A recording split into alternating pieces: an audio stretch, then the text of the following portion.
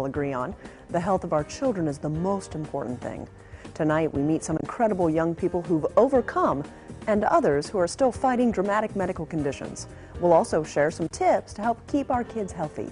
Please join us for this conversation right now on Tempo in Depth.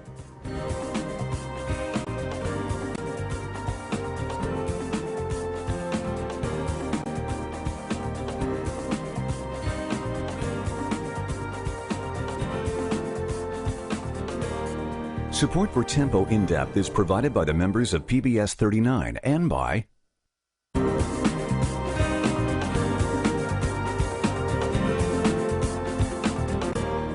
Good evening. Thanks so much for joining us. I'm Amy Burkett. According to the March of Dimes, each year in the United States, more than 120,000 babies are born with a birth defect.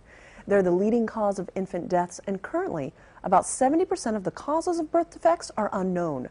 Since 1995, doctors and staff at the Children's Hospital of Philadelphia's Center for Fetal Diagnosis and Treatment have cared for more than 10,000 expectant parents. Tempo in Depth's Laura McHugh shares the stories of two families whose lives were changed by medical breakthroughs. Playing soccer with your big brothers is a rite of passage for many 7-year-old boys. But the very sight of Connor Sternberg running around his backyard is a modern science breakthrough. You see, there was a chance Connor would never even walk on his own.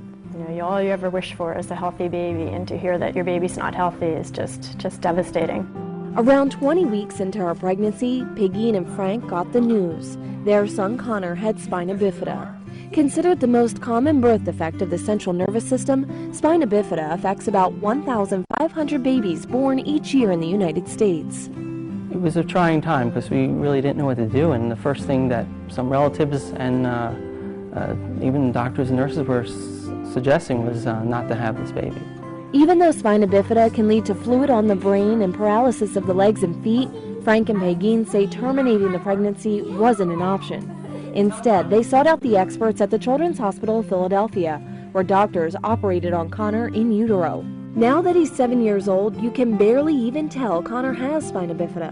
He never thinks, I can't do this. He tries everything. He wears special ankle and foot braces called orthotics inside his shoes for extra support and has some paralysis on the sole of his right foot, but doesn't let that get in the way of, well, just about anything. He can play soccer, he can dance, he's in 2 dance classes, he plays piano.